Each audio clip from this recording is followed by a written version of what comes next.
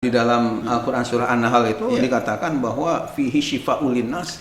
Madu ini merupakan syifa sebagai pengobat untuk manusia. Jadi madu adiba ini ada dua. Adiba ini apa Ki? Punya arti adalah yang terdidik. Kemudian adiba juga rupanya disingkatkan daripada Ahmad Dimyati Badrul Zaman. Ya, ada bela sungkawa. Ada seorang tokoh kita yang namanya Bapak Kiai Haji Khodamul Kudus, ya. Beliau itu kira-kira 2 hari sebelum meninggalkan alam fana ini komen ya. Dia punya komen. Iya. Dan komennya itu menurut saya cukup bagus. 2 hari sebelumnya kalau nggak salah. 2 hari sebelumnya. Iya. Bagus. Bahkan sampai menyebutnya alhamdulillah 3 kali. Alhamdulillah. Apa yang disampaikan oleh Pak Kiai Dimyati ini dalam acara ya kaitan dengan ya kayak talkshow seperti ini, katanya saya bagus. Santri-santri saya supaya menyetel atau mendengarlah, menonton, mengkaji apa yang disampaikan itu. Itu kalian saya sudah perintahkan supaya semua, karena saya sangat setuju. Kita doakan beliau min ahlil khair, min ahlil jannah. Mudah-mudahan beliau diterima segala amal solehnya dan juga segala mungkin ada kehilapan kekurangan mudah-mudahan dimaafkan oleh Allah Subhanahu wa taala.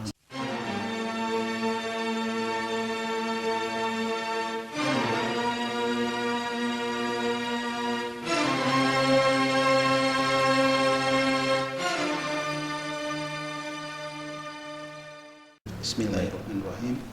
Assalamualaikum warahmatullahi wabarakatuh. Waalaikumsalam warahmatullahi wabarakatuh. Alhamdulillahirabbil alamin. Allahumma sholli ala sayyidina Muhammadin wa ala alihi washabihi ajmain. Amma ba'du. Pemirsa yang Allah muliakan, alhamdulillah berjumpa kembali dan kajian umat bertanya ulama menjawab. Ya, insyaallah kita sampai ke episode yang ke-15. Ini insya Allah kita akan membahas tentang hukum memberikan sebagian daging kurban kepada orang kaya. Alhamdulillah, murabi kita sudah hadir di tempat kita. Assalamualaikum Pak Kiai. Waalaikumsalam warahmatullahi wabarakatuh Pak Andre. Alhamdulillah dengan tentunya keberkahan dari Allah Subhanahu wa taala. Juga pemirsa mudah-mudahan diberikan kesehatan semuanya oleh Allah Subhanahu wa taala. Amin ya Allah ya rabbal alamin. Pagi selain kita mengkaji ilmu, ini kan kita perlu sehat juga ya Pak Kiai. Ya. Jadi kalau nggak sehat mengkaji ilmunya juga susah. Ya. Karena sehat itu yang utama. Ya, saya kira penting sekali. Bahkan ada Imam Syafi'i berkata, Pak Andre, al ilmu ilmani, ilmu fikhi lil adyan, wa ilmu tib lil abdan. Jadi ilmu itu pada dasarnya kata beliau ada 2 macam yang paling utama itu. Ilmu fikih ini berkaitan dengan masalah agama, tata cara ibadah bagaimana yang benar. Nah, sementara ilmu kesehatan, ilmu tib bahasa Arabnya lil abdan untuk kaitan dengan badan kita. Ya, karena walaupun misalnya kita banyak uang itu, tapi kalau badannya nggak sehat, sakit-sakitan terus, nggak ada artinya semuanya. Nggak ada artinya. Makan juga susah. Ya. Punya duit banyak juga susah. Makanya perlu kesehatan ini luar biasa. Nah, bagi kalau di Al-Quran itu kesehatan yang utama itu kan ada syifa ya, ada syifa ya, sebagai penyembuh ya. Itu yang utama adalah madu ya biasanya. Nah, di dalam Al-Quran surah An-Nahl itu dikatakan bahwa fihi syifa'ul linnas. Madu ini merupakan syifa sebagai pengobat untuk manusia. Semua penyakit. Semua penyakit insya Allah akan disembuhkan, tentunya ya izin dari Allah Subhanahu wa taala. Ini saya kira sangat penting. Bahkan ada sedikit yang penting kita kemukakan, ada hadis gitu ya, dari Rasulullah SAW. Saya baca di dalam kitab hadis yang bernama Al-Jami'us Shaghir fil Hadis Al-Bashir An-Nazir itu.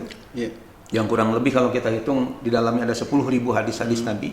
Namun ada satu hadis yang berhubungan dengan masalah madu ini, lebah ini. Kata Nabi, masalul mumin masalun nahlah. Orang mumin itu taubahnya seperti binatang lebah. Kenapa kita diinginkan oleh Rasulullah seperti binatang lebah? Karena kata beliau di dalam lebah itu ada 3 hal yang positif yang perlu kita contoh. Ya, pertama apa? Yang pertama tentunya ketika lebah ini hinggap di ranting, walaupun ranting kecil-kecil itu tidak patah.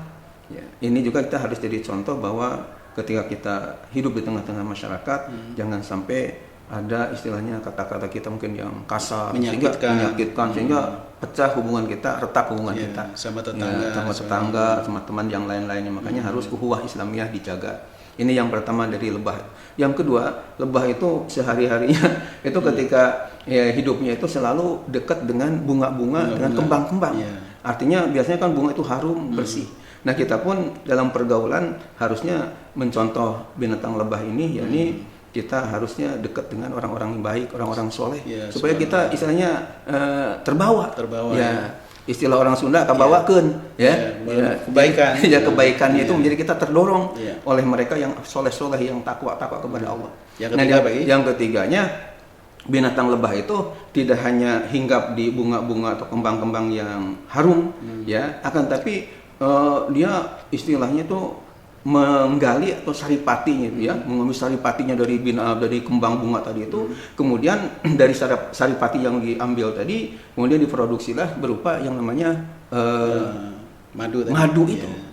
Nah, kita pun harusnya seperti itu, kita bergaul dengan orang baik, dengan orang alim, orang yang katakanlah ibarat seperti lebah. Setelah kita gali ilmunya, kemudian kita punya produksi dengan karya-karya ilmiah, kitab-kitab, ya minimal seperti umat bertanya, ulama menjawab, sehingga bisa disebarkan kepada umat, baik melalui buku maupun media yang seperti kita lakukan sekarang.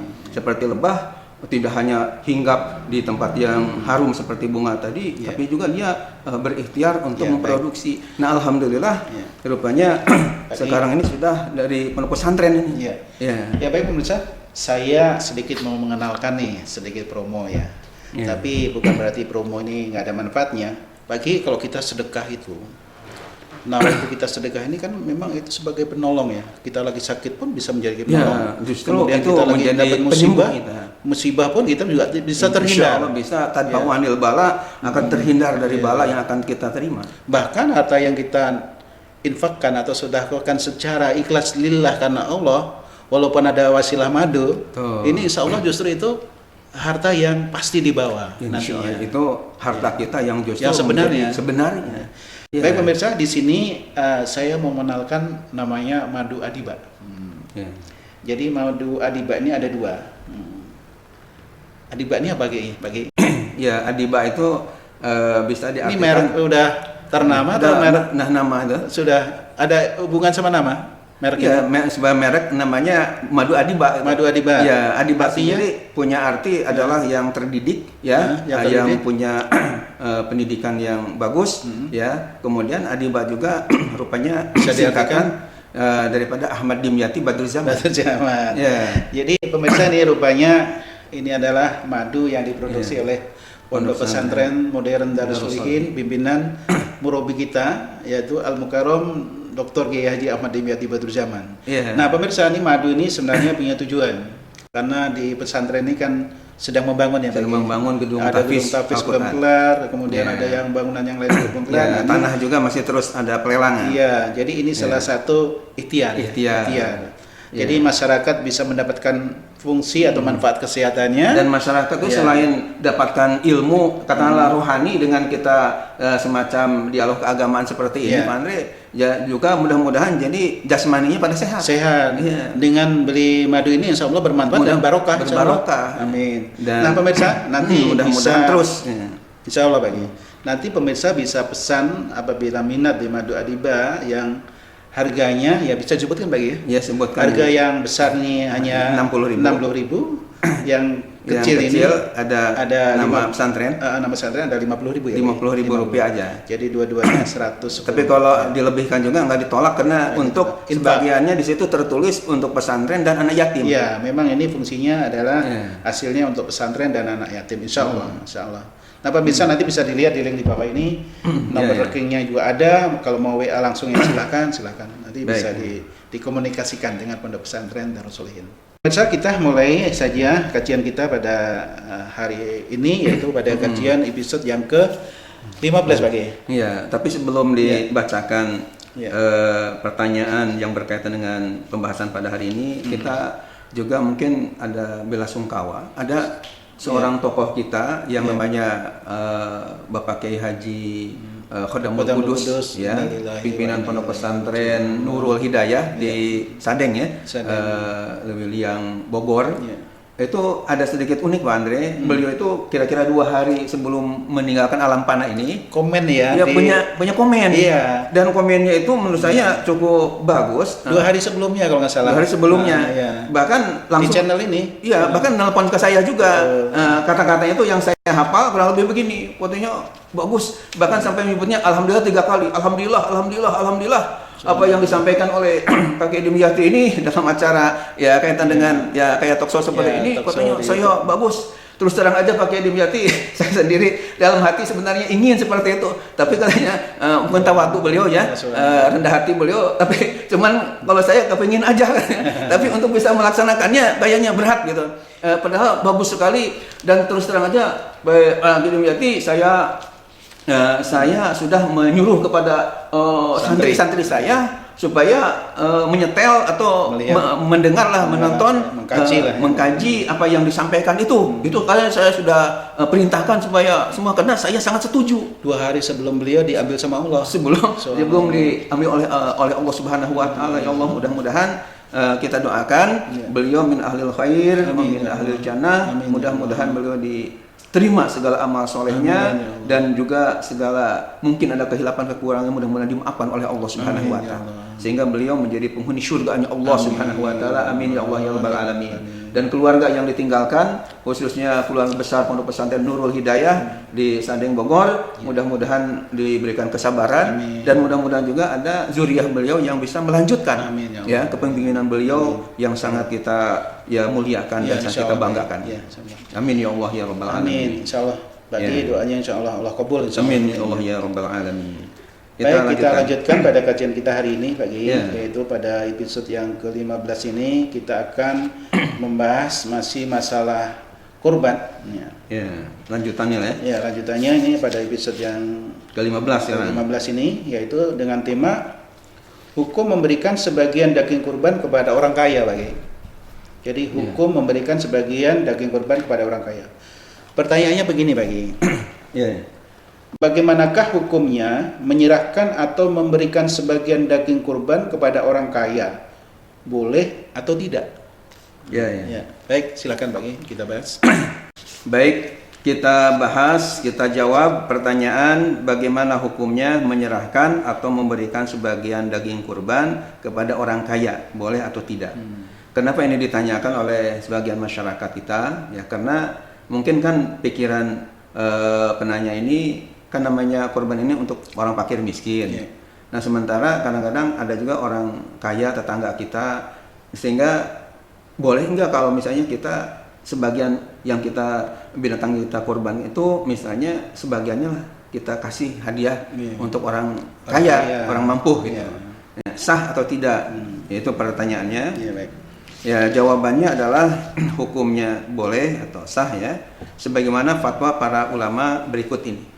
Jadi karena masalah ini Pak Andre kita teliti dari Al-Quran nggak ketemu dasarnya, kemudian kita teliti juga dari hadis-hadis Nabi kita Muhammad SAW secara letterlock, ya kita nggak menemukan secara jelas seperti itu, maka kita ngambil daripada istilahnya pendapat para ulama, tapi para ulama sendiri tentunya nggak semata-mata ijtihad kosong begitu, akan tapi melihat kepada bunyi-bunyi mungkin dari ayat Al-Quran, isyarat-isyarat dari Al-Quran itu sendiri. Nah oleh karena itu kita jawab bahwa hukumnya boleh ya, sebagaimana fatwa para ulama berikut ini. Yang pertama, pengarang kitab Fathul Mu'in, ya, pengarang kitab Fathul Mu'in yang bernama Syekh Zainuddin Al-Malibari. Ya, Pak Andre barangkali masih ada pemirsa yang belum kenal namanya kitab Fathul Mu'in. Jadi saya selain ngasih ilmunya juga ngasih tahu tentang jirim atau bentuk kitabnya. Karena kadang-kadang kan di masyarakat kita ustadz-ustadz yang sudah populer juga hanya mengatakan kitab ini. Tapi mana istilahnya bentuk kitabnya yang mana kan nggak ada. Kebetulan saya bawa, artinya mengukuhkan kitab ini karena memang tempatnya kita diskusi ini atau dialog ini di tempat kitab gitu. Jadi jadi kan nggak repot lah gitu. Ya, gampang ngambilnya. Jadi gampang ngambilnya. Jadi sambil memperkenalkan karena tidak semuanya yang hadir itu atau pemirsa ini kalangan ustadz ustazah. Iya. Bahkan banyak yang saya dengar itu ya ibu-ibu rumah tangga sambil masak Pak Andre mendengarkan YouTube kita ini. Ya sambil istrika itu ini mendengarkan. Sehingga nama kitab yang namanya Fathul Mu'in itu yang mana ya bagi mereka kayaknya masih asing ya, karena kan nggak mondok di pesantren. Kalau santri-santri ustadz ustazah ya mungkin mereka sudah tidak asing ya. Nah makanya kita perkenalkan inilah kitab namanya Fathul Mu'in karya Imam Zainuddin Al-Malibari. Nah di dalam kitab Fathul Mu'in dengan panjang lebar pengarangnya menguraikan tentang hal-hal yang ada relevansinya dengan udhiyah. Udhiyah itu dengan masalah kurban ya. Kurban sendiri Pak Andre di dalam kitab fikih itu disebutnya udhiyah. Kenapa korban ini disebutnya udhiyah? Karena diambil dari waktu duha, di mana biasanya menyembelih kurban itu khususnya pada tanggal 10 bulan Dzulhijjah ya, hari tasyrik biasanya di waktu duha itu. Duha itu antara ya setelah terbit matahari sekedar satu tombak itu kemudian sampai zawal sampai waktu zuhur lah artinya sebelum waktu zuhur itu kan waktu duha namanya. Nah biasanya kan menyembelih itu di waktu itu. Maka terkenal kurban itu dalam bahasa Arabnya dengan udhiyah, diambil dari kata duha itu. Nah, kita lanjutkan. Beliau kemudian berfatwa. Kata beliau, walahu it'amu agniya'a. Walahu it'amu agniya'a artinya dan boleh baginya, maksudnya bagi yang berkurban memberi makan kepada orang-orang kaya. Jadi agniya ini kata jamak atau plural dari kata goniun. Kalau goniun satu orang kaya ya, bahasa Inggrisnya mungkin rich man ya. Rich man ini orang kaya. Kebalikannya agniya ini adalah orang miskin ya, atau orang fakir. Yang bahasa Inggrisnya full man. Full man ini ya, full man ini orang miskin. Nah ini kalau miskin satu miskin zamannya masakin. Kalau agniya ini jamak dari goniun. Jadi goniunnya satu orang kaya, tapi kalau agniya orang-orang kaya. Jadi berdasarkan fatwa yang terdapat dalam kitab Fathul Mu'in, halamannya halaman 63, dikatakan bahwa walahu it'amu agniya'a. Dan bagi orang yang berkurban, boleh memberi makan dari daging kurbannya itu kepada orang-orang kaya. Berarti hukumnya boleh ya. Kemudian yang kedua, Pak Andre, sebagai penguat juga saya kemukakan di sini dalam tulisan buku Umat Bertanya Ulama Menjawab ini adalah pengarang kitab Kifayatul Akhyar. Nah, Kifayatul Akhyar bagi pemirsa yang belum kenal, ini adalah kitabnya ya, cukup tebal, berat lagi. Kifayatul Akhyar ini sebagai syarah dari kitab Ghayatul Ikhtisar. Jadi kitab Ghayatul Ikhtisar sendiri adalah karangan Imam Abu Syuja Al-Asfahani dan wafat di Madinah. Karangan Abu Syuja. Bahkan Abu Syuja ini Pak Andre ada sedikit ulasan unik ya. Beliau ini dari Aspahan. Dari Aspahan ini beliau katanya sebagai Qadil Qudot ya, artinya hakim agung. Tapi di akhir-akhir hayatnya itu jabatan hakim agung itu dilepas. Kemudian beliau datang ke Madinah, ke Masjid Nabawi jadi tukang sapu. Jadi di akhir-akhir hayatnya itu beliau ingin menjadi tukang sapunya Masjid Nabawi di Madinah. Bahkan waktu itu kan belum ada lampu listrik kayak sekarang ini, karena udah ratusan tahun ya. Ini beliau ini wafat. Jadi akhirnya belilah tukang istilahnya menyalakan lampu di masjid itu sampai wafatnya di sana. Dan sebelum wafat itu rupanya mengarang kitab namanya Ghayatul Ikhtisar. Dan Ghayatul Ikhtisar ini kemudian diberikan uraian oleh Imam Taqiyuddin ya. Ini dengan kitab namanya Kifayatul Akhyar. Nah, di dalam kitab Kifayatul Akhyar di juz 2 halaman 242 beliau berkata bahwa waqala Syekh Abu Hamid yaqulu sulusa wa yatasaddaqu bisulusi wa yuhdi sulusa lil agniyai. Artinya Syekh Abu Hamid telah berkata orang yang berkurban memakan sepertiga, menyedekahkan sepertiga, dan yang sepertiganya lagi dihadiahkan kepada orang-orang kaya. Ya, jadi bagian dibagi ya sepertiga untuk bagian. Ya, di bagian. Jadi sepertiganya ini beliau katakan tadi yaqulus sulus berarti untuk makan sendiri dengan keluarga. Sepertiganya lagi untuk disedekahkan fakir miskin. Nah, yang sepertiganya lagi kalau dia punya ya teman atau katakanlah mungkin ada kenalan, ada orang kaya, itu nggak ada salahnya kita ya kasihkan hadiah sama orang ya kaya tadi. Itu menurut keterangan di kitab Kifayatul Akhyar ya. Kemudian selanjutnya ada lagi Pak Andre nomor ketiga, kita kutipkan di sini pengarang kitab Bushrul Karim. Jadi ada nama kitab fikih bagus sekali Pak Andre, namanya Bushrul Karim. Ini saya punya kitabnya. Ini nama kitabnya adalah Bushrul ya. Bushrul Karim yang dikarang oleh seorang ulama dari Yaman ya. Ini Bushrul Karim namanya. Fi Masailit Ta'lim, seorang ulama dari Yaman yang bernama Syekh Sa'id bin Muhammad Al-Yamani, seorang ulama besar dari sana, mengarang kitab yang diberi nama Bushrul Karim ya. Beliau di dalam kitabnya Bushrul Karim di sini sebagai ya juz kedua halaman 128, beliau berkata begini, wa innama jazat ya, wa innama jazat, ada jim dengan zai ini, wa innama jazat lahum ya, wa innama jazat lahum li ayatin wa at'imul qani'a wal mu'tar ya. Ada ayat yang berbunyi seperti itu ya. Qala di dalam kitabnya itu Ain Shin ya. Ini singkatan dari Syekh Ali Shibro Malisi. Li annahu atlaqal qani'a wal mu'tar fasyamilal ghaniya wa ghairuhu. Itu yang dikemukakan oleh Syekh namanya Muhammad ya, Syekh Sa'id bin Muhammad Al-Yamani ini. Artinya apa? Sesungguhnya boleh memberikan sebagian daging kurban kepada mereka orang-orang kaya. Berdasarkan sebuah ayat yang berbunyi, artinya dan beri makanlah orang-orang yang rela dengan apa yang ada padanya, dalam kurung yang tidak meminta-minta, dan orang yang meminta-minta. Ya. Ini ada di dalam kitab Bushrul Karim.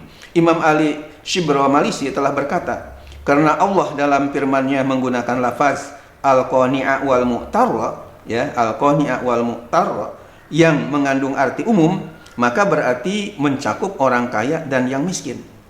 Jadi ketika memberikan itu artinya orang kaya juga ya, selain orang miskin juga orang kaya.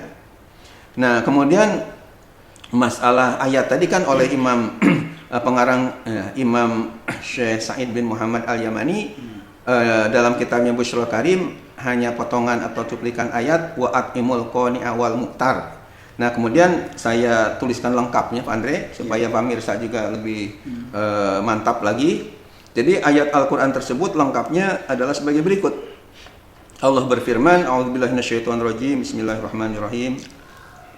وَالْبُدْنَ جَعَلْنَاهَا لَكُمْ مِنْ شَعَائِرِ اللَّهِ لَكُمْ فِيهَا خَيْرٌ فَاذْكُرُوا اسْمَ اللَّهِ عَلَيْهَا صَوَافَّ فَإِذَا وَجَبَتْ جُنُوبُهَا فَكُلُوا مِنْهَا وَأَطْعِمُوا الْقَانِعَ وَالْمُعْتَرَّ كَذَلِكَ سَخَّرْنَاهَا لَكُمْ لَعَلَّكُمْ تَشْكُرُونَ.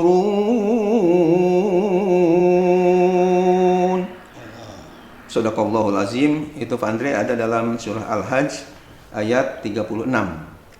Itu lengkap ayat yang dijadikan artinya dalil mengenai bolehnya memberi makan kurban atau memberi makan dari daging kurban kepada orang-orang yang kaya.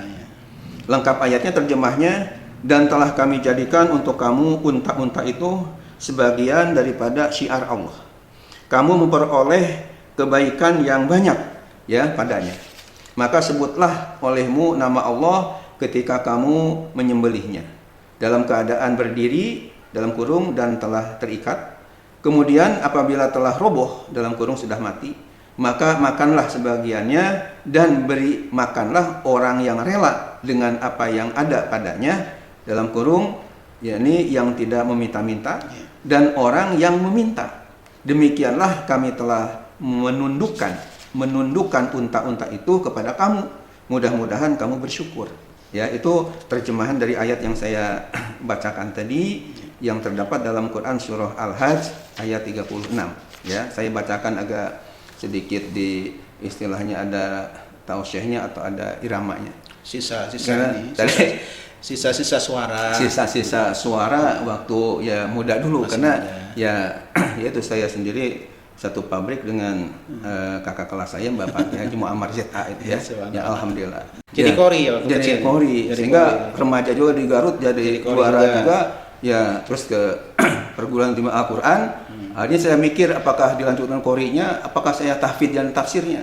Rupanya kalau semuanya harus menjadi ini kayaknya nggak bisa, harus ada yang dipilih. Nggak fokus ya, nantinya. nggak fokus. Ya, akhirnya saya ke tahfidz Tafsir. Al-Quran dan tafsir sehingga bisa ke nasional dan Fokus ya. internasional itu. Gitu. Itu yang dimaksud sisa-sisa suara. Nah sekarang kalau suaranya masih ada sisa-sisanya.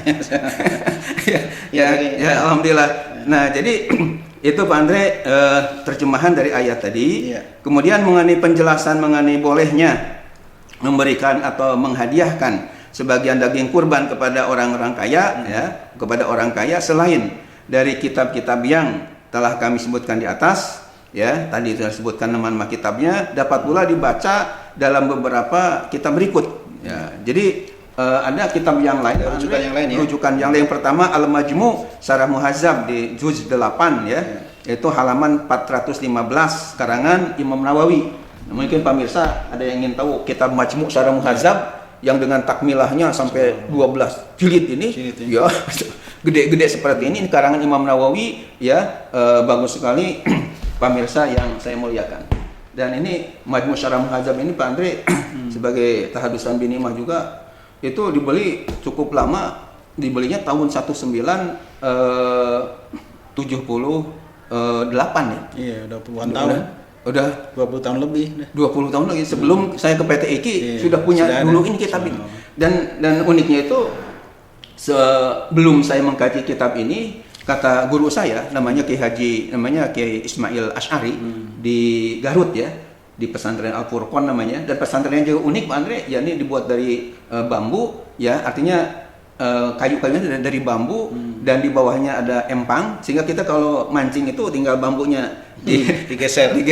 itu bisa langsung ke bawah ya. Dan santrinya cukup hanya 20 orang, artinya pesantrennya kecil, hanya 20 orang aja, dan lampunya dari minyak tanah. Artinya waktu itu tahun 78 belum masuk Belum ada listrik. ya. Iya, di bawah bukit yang sangat dingin ya, tapi karena ingin kita menggali ilmu dan di pesantren tersebut alhamdulillah hatam kitab yang namanya Johar Maknun, kemudian Uqudul Juman, kemudian Manhaj Darwin Nador, kita juga belajar namanya Jam'ul Jawami dari kiai tersebut. Nah, yang ingin saya kemukakan berkaitan dengan kitab ini, kata beliau bahwa Ki Dim nyebutnya kepada saya kiai ya, dan terus terang Pak Andre yang pertama kali menyebut saya kepada saya kiai itu kiai ya Ismail Asy'ari ini. Kiainya Pak Kiai. Ya, artinya orang lain kan nyebutnya biasalah ya Ustadz Iman Haji aja. Tapi beliau nyebutnya kepada saya kiai setelah pesantren 8 tahun. Nah, kata beliau begini, Kiai Dim katanya beliin kitab ya yang judulnya ini ya, termasuk Majmu' Syarah Muhazzab ini. Ada kira-kira 6 kitab lah, termasuk Irsyadus Sari Syarah Bukhari. Beli kitab ini, tulis. Kenapa? Walaupun Kiai Dim ini hari ini atau sekarang ini belum kepake kitab ini, tapi saya melihat di masa yang akan datang ini kitab-kitab yang gede-gede kayak gini, yang mahal-mahal kayak ini nanti akan sangat terpakai. Dan ternyata memang Pak Andre setelah kita beli, dan orang tua juga ketika disodorkan nama-nama kitab yang harus dibeli, ternyata nggak banyak cincong gitu istilahnya, karena memang dari kecil dari dulu ingin supaya saya jadi orang alim tadi, langsung oleh orang tua di ini aja belikan. Iya, walaupun nggak punya uang waktu itu, punyanya padi ya, karena kan di Karawang padi istilahnya di Leuit atau di Kokondong gitu ya, di lumbung padi disuruh nimbang, ada tangkulak gitu, tolong timbang kira-kira uang untuk beli kitab cukup nggak? Setelah kelihatan wah cukup, udah bawa aja beli.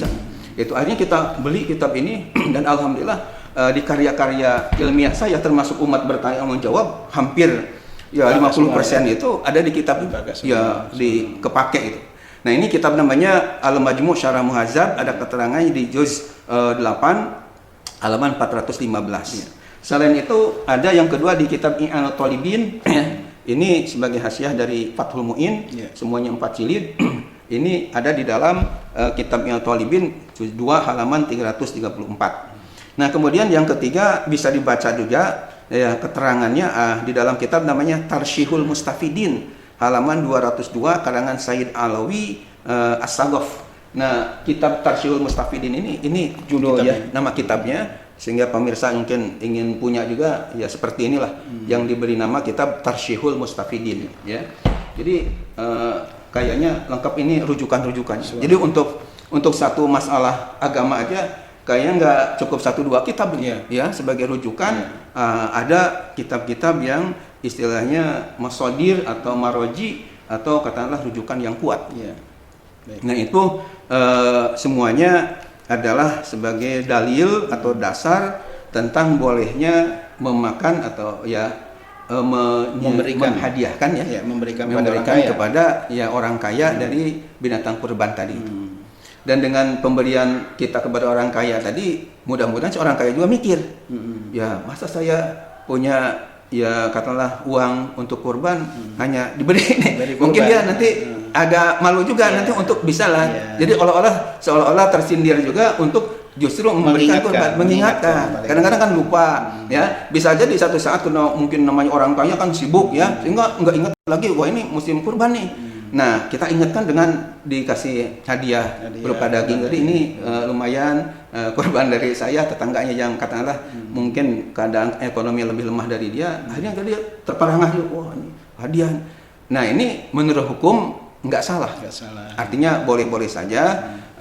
Untuk masalah kurban ini tidak mesti kepada orang fakir aja. Miskin, bukan. Karena dalam ayat tadi kata Imam Ali Shibro Amalisi Ali Shibro Malisi itu kata-kata al-qani' wal mu'tar tadi, di situ ada pengertian bahwa yang tidak meminta-minta dan yang meminta-minta. Berarti yang tidak meminta-minta itu ya termasuk orang kaya. Kan orang kaya nggak minta-minta. Nah, sehingga berarti kasih aja. Itu yang jadikan dasar oleh para ulama mengenai bolehnya kita memberi hadiah kepada orang kaya, walaupun tentunya kita utamakan yang miskin, karena orang kaya kan bisa beli sendiri. Cuman dalam hukum ketika ditanya boleh tidak, jawabnya boleh. Baik nih Pak Andre. Berikutnya lagi. Cuman untuk ada tambahan itu kalau ditanya bagaimana kalau kepada orang non muslim. Nah, di sini ditanyakan gimana selain orang kaya terus pada non muslim. Misalnya kita punya tetangga nih, yang non muslim. Nah, non muslim ini Pak Andre ada 2 macam. Ada namanya kafir harbi, ada kafir zimmi. Ya, bedanya kalau kafir harbi, kafir yang memusuhi Islam, memerangi Islam. Nah, ini memang nggak boleh. Tapi kalau yang kafir zimmi ya non muslim tapi katakanlah tidak memusuhi Islam, justru dilindungi misalnya ya dia sendiri melindungi kita sendiri melindungi orang tadi, atau dia tidak katakanlah baiklah dengan kita.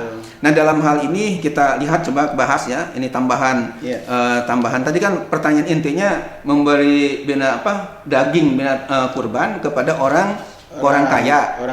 Nah, orang kaya itu kan umum. Berarti orang kaya dari muslim, orang kaya dari non muslim. Nah, tapi sekarang lebih tandas lagi bagaimana kalau memang orang kayanya atau katakanlah orangnya non muslim. Nah, jadi ada hubungan tadi kita non muslim yang mana. Nah, di akhir pembahasan masalah ini kiranya perlu kami ungkapkan bahwa ada sebagian ulama yang berpendapat daging kurban itu selain boleh diberikan kepada orang kaya, boleh pula diberikan kepada orang yang bukan beragama Islam, ya, dalam kurung kafir atau non muslim lah, ya. Ulama yang berpendapat demikian antara lain adalah Imam Al-Hasan dan Imam Abu Thawr, ya.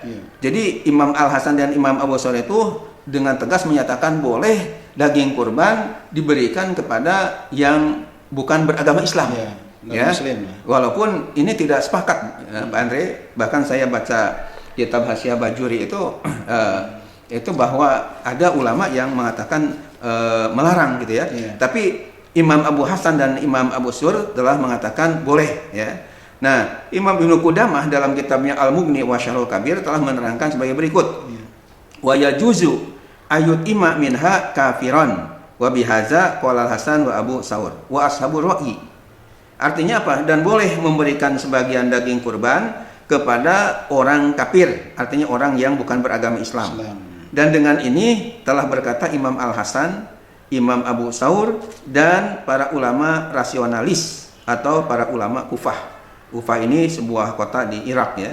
Kitabnya bisa dibaca Al-Mughni wa Syarhul Kabir juz 3 halaman 583. Termasuk ulama ashabur ra'yi ya ialah Imam Abu Hanifah.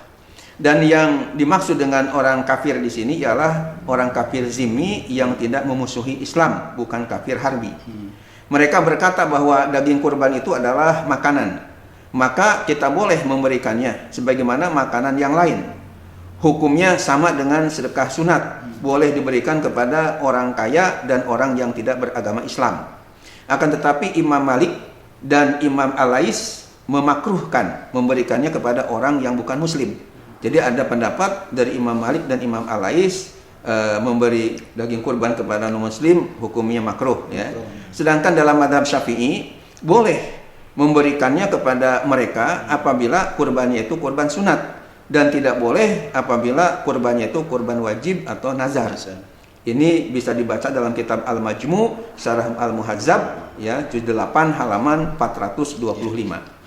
Jadi ada dua pendapat Pak ya. Ada dua pendapat. Bahkan bisa dikatakan ada 3 rincian ya. Kalau Imam Al-Hasan dan Imam Abu Thawr itu pokoknya dia kepada orang non muslim tadi asalkan yang zimmi itu tidak memerangi Islam, pokoknya boleh aja, tidak makruh ya, tidak makruh. Seperti kita ngasih misalnya hal-hal yang kayak ngasih kue, kita ngasih makanan kan boleh aja, walaupun agamanya beda dengan kita kan tidak ada masalah. Itu menurut Al-Hasan dan Abu Thawr. Sedangkan Imam Malik dan Imam Al-Lais itu hukumnya makruh. Makruh itu ya katakanlah kurang baik gitu, karena kan agamanya akidahnya beda.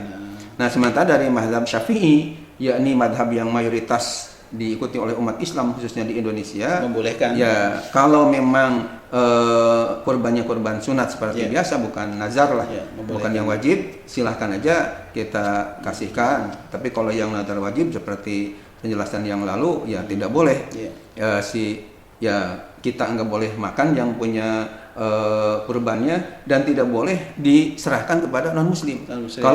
Kalau kurbannya kurban yang wajib atau nazar. Kalau yang kurbannya sunat silahkan dibolehkan. Bahkan pada orang kaya boleh, non muslim yang penting non muslim yang bukan memusuhi Islam. Namanya non muslim yang kafir zimmi. Bukan kafir harbi yang itu yang memusuhi Islam itu yang memang tidak dibolehkan. Jadi ini pemirsa insya Allah harus paham ya, membedakan mana kafir, mana zimmi, mana yang harbi. Ya, itu insya Allah bisa dimengerti insya Allah. Baik, saya kira cukup jelas kajiannya Pak ya. Mudah-mudahan ini bermanfaat dan barokah untuk semua umat. Penjelasannya tentang korban, kalau nggak salah ini dari mulai episode yang berturut-turut ini ya, episodenya ya, tentang dan korban. Dan Pak Andre, sebagai informasi masalah korban ini kami sedang istilahnya proses mungkin untuk ditulis ya secara lengkap masalah korban. Tapi kalau masalah akikah sudah jadi buku Pak Andre. Yang akikah ya. Yang akikah mungkin di daftar itu sudah ada ya. Artinya masalah akikah bahkan sudah dibahas sampai 72 permasalahan akikah kita sudah kupas sampai tuntas. Nanti insya Allah akan kita bahas. Insya Allah mudah-mudahan. Setelah episode ini selesai insya Allah. Itu juga menarik juga untuk diketahui oleh umat. Ya mungkin kalau pemirsa ingin mengkaji dari kitab-kitab beliau yang sudah dikarang oleh beliau itu sebagai rujukan itu bisa dipesan di keterangan WA di bawah juga ada, kemudian keterangannya alamat pondok pesantren juga ada. Dan kita ucapkan terima kasih juga bahwa Bapak Akib Mustafa yang dari sudah pesan alumni buku perguruan tinggi Al-Quran sudah pesan. Selain buku Umat Bertanya Ulama Menjawab juga rupanya buku-buku yang lain ingin beliau borong gitu. Sehingga kami kemarin sudah kirim ya ke beliau. Juga ada namanya mahasiswi ya di Institut Al-Quran namanya Wiguna juga pesan juga buku ini dengan buku-buku judul yang lainnya kita sudah serahkan juga. Kemudian ada Pak Eko itu, Pak Eko dan dosen UI rupanya tertarik juga dengan buku ini. Beliau katanya mau datang ke pesantren, mau beli juga buku ini. Yang mudah-mudahan dengan mendengarkan video ini dan sekaligus punya bukunya, jadi tambah-tambah mantap dan lebih berkah. Lebih jelas ya. Ditambah lagi kalau dengan madu juga karena musim Covid kan, jadi selain ilmunya bertambah juga sehat walafiat. Ini kita harapkan. Ditambah di situ ada unsur membantu pesantren dan anak yatim. Amin. Ini juga menjadi tambah berkah insya Allah. Insya Allah kalau pemirsa nanti butuh madu disilahkan. Bisa dikirim nanti bisa dikirim karena ini ada tatbaqul bala. Bisa yang tadinya Pak Andre, Bisa ditransfer, iya. yang tadinya mungkin mau kena COVID, jadi gara-gara minum madu Wasiat. dan ada untuk pesantren dan anak yatim, jadi nggak jadi COVID-nya. Amin. Dan di madu itu alhamdulillah sudah didoakan ya. Pak? Mudah didoakan, Sudah- mudah-mudahan pada berkah semua Amin, ini. ya Allah. Yang minumnya ini tambah sehat dan rezekinya tambah banyak lagi. tambah berkah Insya Allah. Baik Pak Gi, terima kasih atas kajiannya. Sama-sama. Mudah-mudahan bermanfaat dan barokah untuk semua umat insya Allah. Amin ya Allah ya Rabbal Alamin, mudah-mudahan. Baik pemirsa, insya Allah kita akan berjumpa kembali pada episode berikutnya. Kurang lebihnya mohon maaf lahir batin. Wassalamualaikum warahmatullahi wabarakatuh. Waalaikumsalam warahmatullahi wabarakatuh.